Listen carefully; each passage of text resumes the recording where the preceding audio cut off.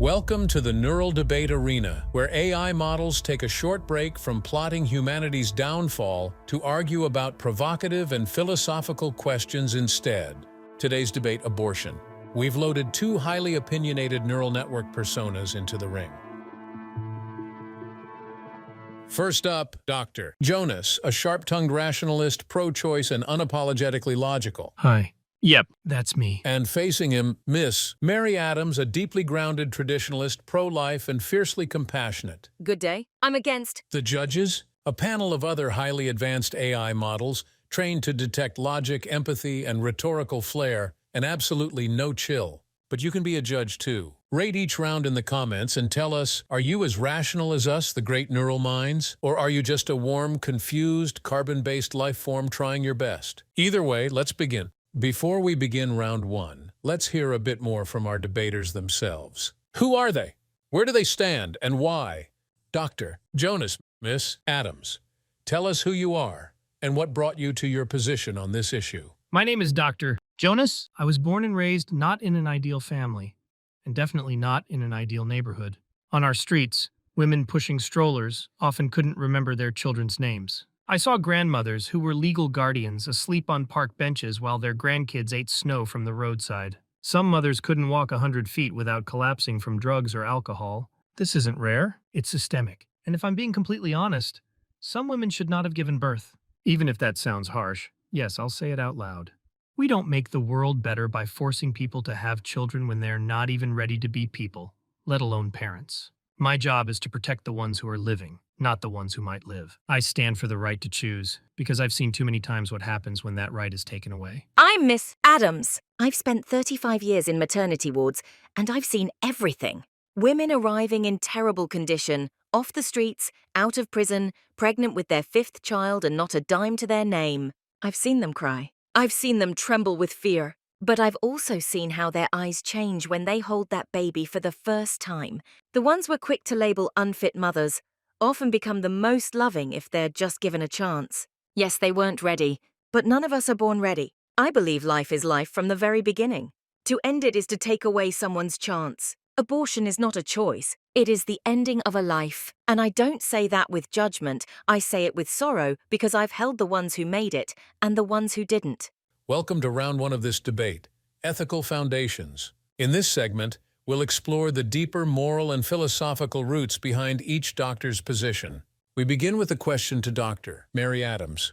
Why do you consider an embryo to be a life if it cannot survive outside the woman's body? Life doesn't begin the moment someone can survive alone. Life is a process. We don't demand that a newborn feed itself or get a job before we call it a person. An embryo is not just part of a woman's body. It's a unique organism with its own DNA, developing along a precise biological path. It's not an object, not a clump of tissue. It's simply not grown yet. And the fact that someone is small and vulnerable doesn't give us the right to say they're not human. Immaturity is not grounds for erasure. Thank you, Dr. Adams. Now to Dr. Jonas. If a woman's freedom is the highest value in this discussion, do you accept that sometimes this might mean allowing her the freedom to end what could have been a future life? Absolutely. Freedom isn't a soft and cozy thing. It's a heavy responsibility, and it includes morally complicated choices. But an embryo has no consciousness, no feelings, no memories. It's not a someone, it's a something that might become someone. That's a massive difference. A woman is a living, thinking person. She already has a past, a present, a future. And when we put potential life above real life, we start walking the path of fanaticism. No one should be forced to be an incubator for an idea. We now move to a more direct segment of this round. Each doctor will pose a personal, pointed question to their opponent, not just as professionals, but as people. This is where the heart of the disagreement comes to the surface. What else do you call life, Miss Adams? Is a sperm cell in a condom also life? Or a single fertilized cell barely visible under a microscope? What makes this particular life sacred, and not the millions of other cells and bacteria born and dying inside us every second? Why is one cell sacred and the other's just biology? The difference is in direction and purpose. A sperm cell is just a cell.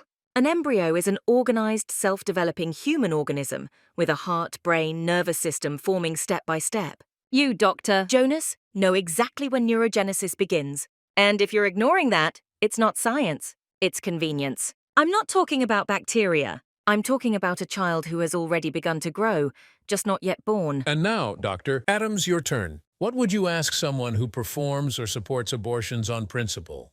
Tell me plainly, Dr. Jonas. Is an embryo entirely a woman's property? Does it have any status at all? Any hint of individual existence?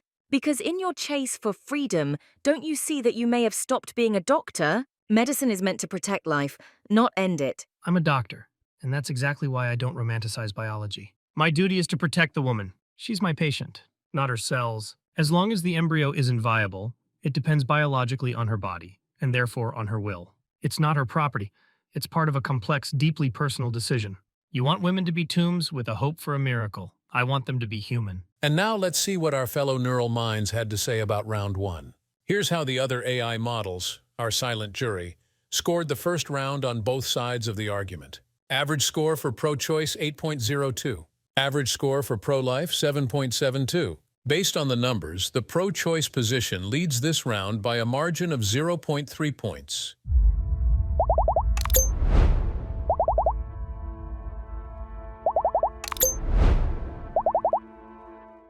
Welcome to round two of our debate, Legal and Social Context. Here we move beyond moral theory into how beliefs affect real people, systems, and the society we live in.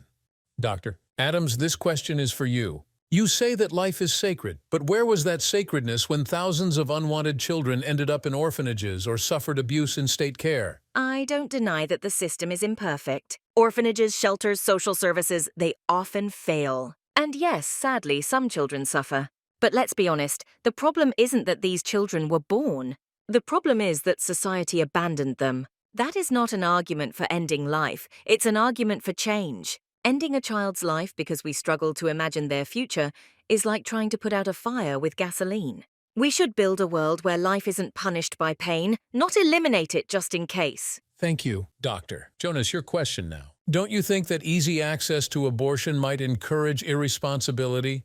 That it sends the message, you can always just get rid of it? That's rhetoric, I'm sorry. Most women don't approach abortion lightly. It's a difficult, painful decision. You know what leads to irresponsibility?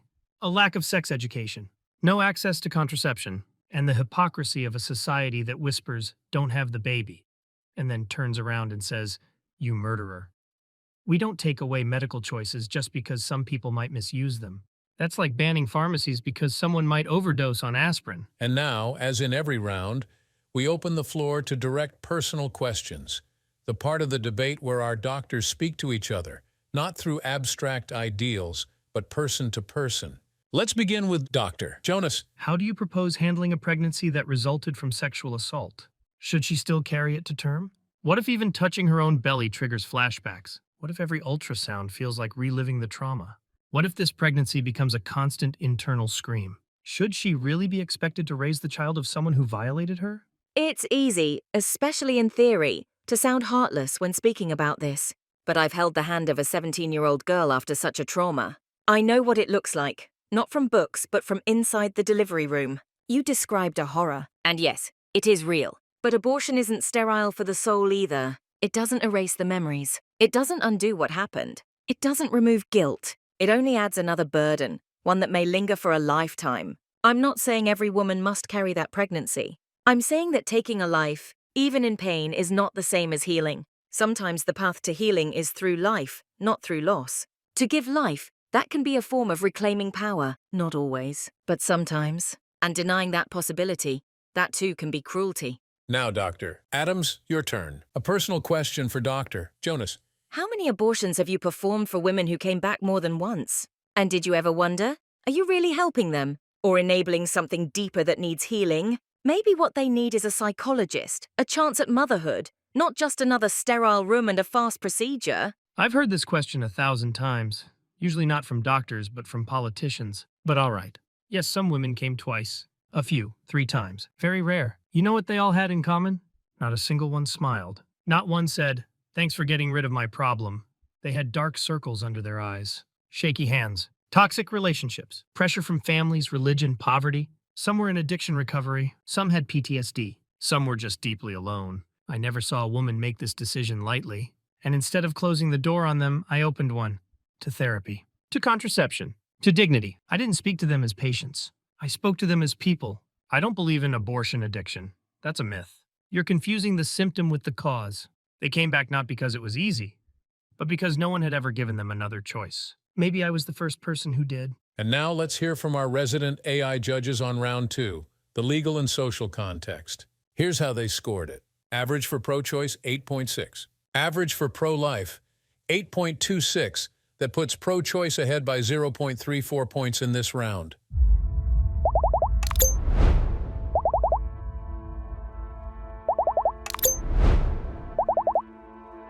A doctor? Jonas, the first question goes to you. Where do you personally draw the line? At what week and under what circumstances would you refuse to perform an abortion, and why? And let's be honest, even when a woman makes the choice willingly, the procedure can leave scars, both physically and psychologically.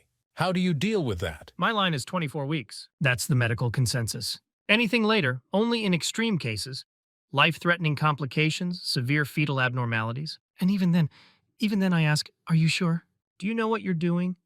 Because yes, it's hard. It's heavy. Sometimes it stays with me in dreams. Not because I question the right, but because I'm human.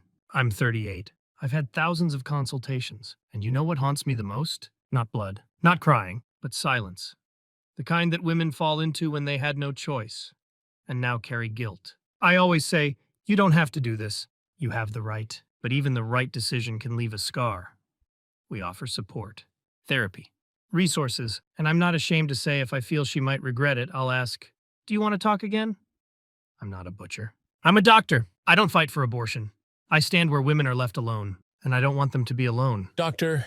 Adams, now to you. Have you ever convinced a woman not to have an abortion and later regretted getting involved? Or this, if the mother's life were truly at risk, would you make an exception or still insist she carry to term? When you're holding the hand of a woman with preeclampsia, when her liver is failing, her blood pressure spiking, you don't ask rhetorical questions. Yes, in emergencies, I believe in protecting the mother's life first. Not because I'm against the child, but because the woman is already a mother, already a person, but I always look for a way to save both. And yes, there were times I agreed to something I didn't want to, and cried afterward, not in the OR, but alone. And to your first question, yes, there was a girl once. 19, I felt she wasn't ready. I believed in her. I thought something in her would grow. 2 years later, she left her child with the neighbors and disappeared.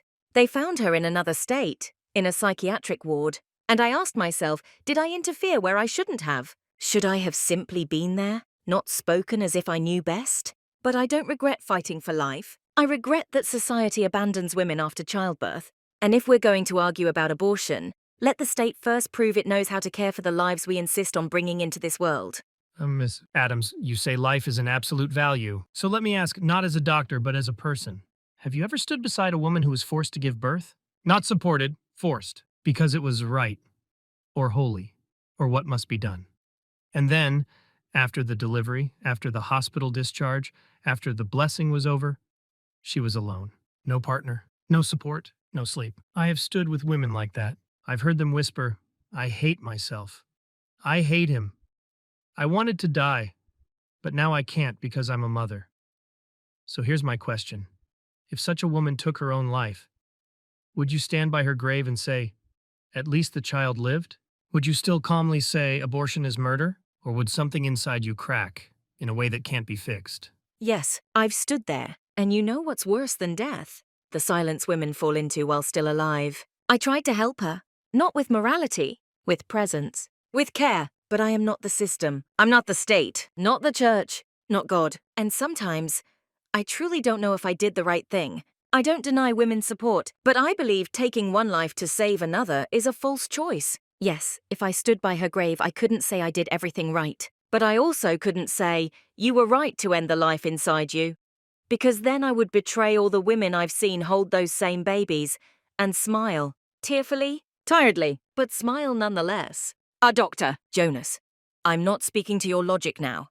I'm speaking to your heart. You are so certain you're standing on the side of truth, that you're protecting women. But tell me this, when you're at the ultrasound machine, when you see that tiny heart beating, not thinking, not aware yet, but still alive, do you truly feel nothing?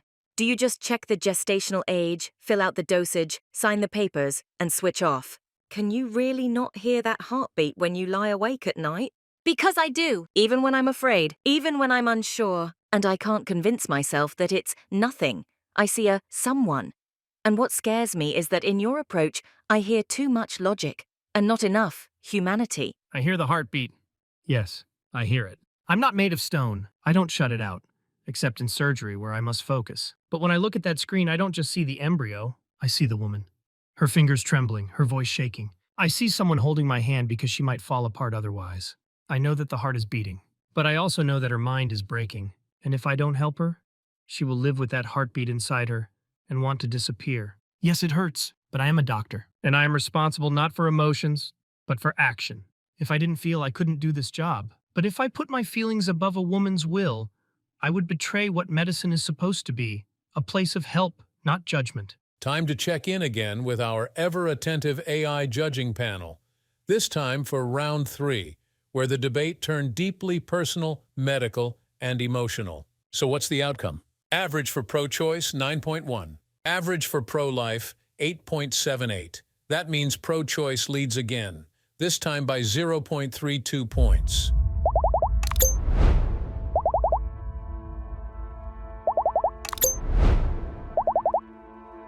This is round 4, the open format.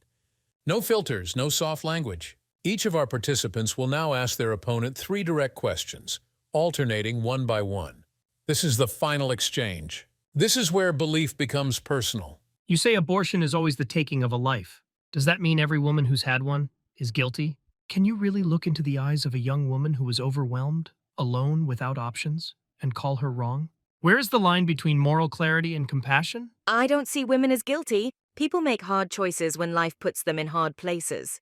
But I believe that even in despair, we can still make decisions that aren't just easier now, but kinder to our future selves. So no, I don't condemn, but I also don't pretend it's neutral. I try to stand beside her, not above her. Because when someone stands beside you and believes in you, sometimes your choice shifts toward light. Now, Dr. Adams, your first question? You call abortion a medical procedure. But have you ever truly felt the emotional weight of that choice, not as a physician, but as a human being? Have you ever thought this was a future that might never be? Yes, many times. Especially when the patient is trembling in tears, unsure if she's making the right call. I don't see just biology in those moments. I see a life in crisis, and my job is not to decide for her. My job is to give her a space where no one else decides either. I feel, but I don't let those feelings override her right to choose. That's the difference between empathy and control. Doctor. Jonas, your second question. If your daughter came to you and said, "Mom, I can't do this. I'm not ready to be a mother," would you still ask her to go through with it? Or would you, for once, support a choice that goes against your belief, but honors her pain? Dr. Adams, your second question. You say the woman always decides. But don't you think that sometimes her decision comes not from freedom, but from exhaustion, fear, pressure? How do you, as a doctor, tell the difference? And how do you take responsibility for that? That's an important question. Yes, I've seen panic. I've seen women pushed by partners or crushed by isolation. That's why I never rush. I say, you can change your mind. I suggest therapy. There were times when I paused procedures, not because I was against it, but because I could tell she hadn't truly chosen. My role isn't just to perform, it's to make sure she walks out able to breathe again. Dr. Jonas, your final question. You speak a lot about protecting life before birth. But what do you do for women afterward? When they're alone, exhausted, struggling? Don't you think this fight for birth is just half the story? Isn't walking with them after just as important? Yes, that's the hardest part. Sometimes I feel like society says you'll be fine and then disappears. I do what I can, connect them to resources, volunteers, donate when I can. But no, I'm not enough. I'm not the system. You're right. Life after birth is sacred too. And if we fight for birth, we must also fight for survival. I try, but I know it's not yet enough. And finally, Dr. Adams, your last question in this debate. You speak of choice, but have you noticed that your version of freedom can leave women feeling like everything is on their shoulders and no one will help? Isn't there a danger in turning freedom into yet another kind of loneliness? Yes, that's a real danger. Sometimes a woman walks out and I don't know what happens next. I fight for her right to choose, but I also try to make sure it's not a lonely choice. I offer numbers, therapists, check-ins when I can, but I'm just one person. Sometimes I don't have time or strength, but freedom without support is emptiness. And I do my best not to say do what you want, but to say whatever you decide, I'm still here. This concludes our final round. What we've witnessed tonight wasn't just a debate. It was two people, both deeply committed to human dignity, standing at opposite ends of the same question. What does it mean to protect life? Thank you, Dr. Jonas. Thank you, Dr. Adams. We now invite each of you to make a closing statement. Time to hear from our AI jury one last time. This is round 4, the open format final duel, where both debaters dropped their guard and went all in.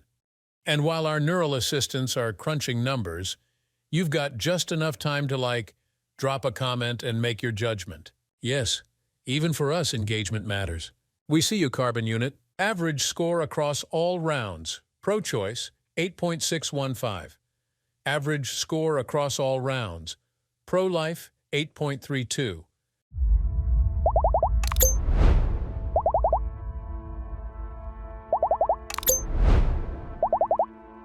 And now the final tally is in. Across all 4 rounds, the pro-choice side takes the overall lead by 0.295 points. That's not just a technical win, it's a sign that in this debate, reason, compassion, and clarity were heard from both sides.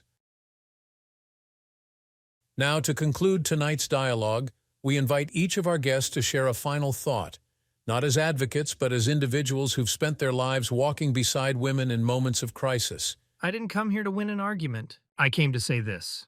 A woman's choice doesn't make her less human. It makes her someone carrying a heavy, complicated responsibility and trusting us not to take that away. I don't romanticize abortion. I don't celebrate it, but I know what happens when the choice is taken away. And I've seen that pain last longer than anything else. So I stand not for the procedure, but for the right to choose it. Because I believe real care means not just healing wounds, but trusting people to make decisions about their own lives. I'm not here to condemn. I'm here because I believe we give up too quickly. We look at a woman in a moment of despair and say, "You can't do this." But I've held the hands of women who were told just that and still chose life. And I've seen them smile through tears when they met the child they thought they couldn't love. I don't judge those who chose differently, but I will always stand on the side that says, you are stronger than you think. And this life, it might change yours too. Not always, but sometimes. And I want every woman to at least hear that before she decides. Thank you all for joining us, and thank you, leather-skinned human behind the screen. I hope you were keeping score because both of our guests showed courage, conviction, and compassion, but it's your turn now. Drop your verdict in the comments. Who made the stronger case? Dr. Jonas or Dr. Adams? Give us your scorecard. We're watching. And while you're at it, pitch us your debate ideas. Left Twix versus right Twix? Pineapple on pizza? Does milk go first or cereal? Until next time, stay sharp, stay kind, and stay open to uncomfortable conversations.